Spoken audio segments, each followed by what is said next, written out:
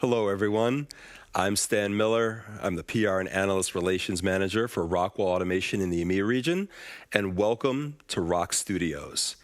I'm here with my special guest, Andrea Ruotolo, our Global Head of Customer Sustainability. Andrea, welcome. Thank you, Stan. Thank you for having me here today. It's my pleasure, and we're talking about one of my favorite topics and a topic of keen interest to so many of our customers, how to build a smarter, more efficient, more responsive, and sustainable future for manufacturing. Right. My most favorite topic, for sure. Well, let's get into it. So just to start us off, let's talk about some of the potential business outcomes that can be gained from industry and prioritizing their ESG goals. Right. So business outcomes, I like to start setting up the context, if you don't mind. The world is moving towards a new economy.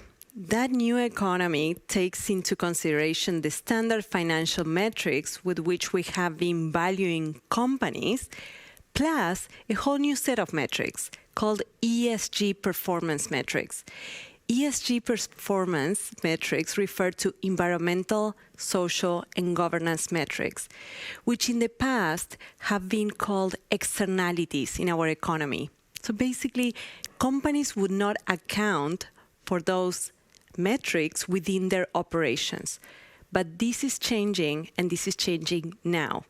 So these metrics are now going to become part of how investors value corporations. And investors have been actually pushing companies to take responsibility and voluntarily report on their ESG performance. And why is that? It's because they have noticed that companies that do good on ESG performance metrics, they also do well. They actually do better in their traditional financial metrics. So this has been going on for a while now, and companies have been voluntarily reporting on their ESG performance on their sustainability report. You may have seen that companies now, and many of them, or I would say the majority of them, have a sustainability report that they release annually. Well, that voluntary reporting is now becoming regulated. Now regulators are saying, well, companies, you all have to start reporting on your greenhouse gas emissions, on other ESG metrics. And so to answer your question on the context, now companies will have to do this. It's business critical. It's business critical. So business outcomes, I would say, is part of ensuring that companies are going to be part of this new economy, new economic model that's unfolding in front of us right now. Andrea, what value can companies generate from combining innovation in technology and sustainability? Right. That's a great question. When I think about sustainability and technology, digital transformation, they go hand in hand. Actually, companies that take advantage of the convergence of sustainability and digital transformation are called twin transformers. And they are 2.5 times more likely to be among the strongest performing businesses in the future, in this new economy I was just talking about. So I do believe that companies that want to be part of the future need to start looking at how they can take advantage of digital technologies to help them achieve their sustainability goals. Because at the same time, if we think about sustainability, even though there are a lot of different approaches on what could be done, to know that you are achieving your goals, you need to track your performance. You need data to do that. And so with this shift towards a more sustainable future, we are also entering a future of bigger data. And I would say that because we already have a big data challenge in the world, but it's going to get increasingly more complex, bringing in more data points.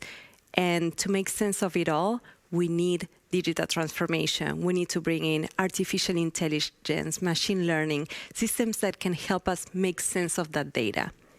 So, Andrea, with that in mind, how can Rockwell help manufacturers build this smarter, more sustainable future? Yes, so Rockwell has within their systems, the systems that we have implemented for industries, we have been generating data, contextualized data. This contextualized data is like good food for artificial intelligence systems, right? For these systems to actually evolve and grow, they need quality data. That's what we are currently generating with the systems that are already in place in many of our customer sites.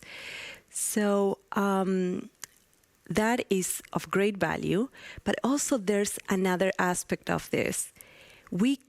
Our customers can leverage existing systems, right? Existing systems they have in place. They don't have to make another investment in metering systems. They can leverage existing Rockwell systems to bring in contextualized data, aggregate it, and analyze it, and report it up. And then based on projects that they may implement on sustainability, maybe a local renewable energy project, right? They will be able, through our systems, to track how much return on sustainability they are getting out of that project that has been implemented.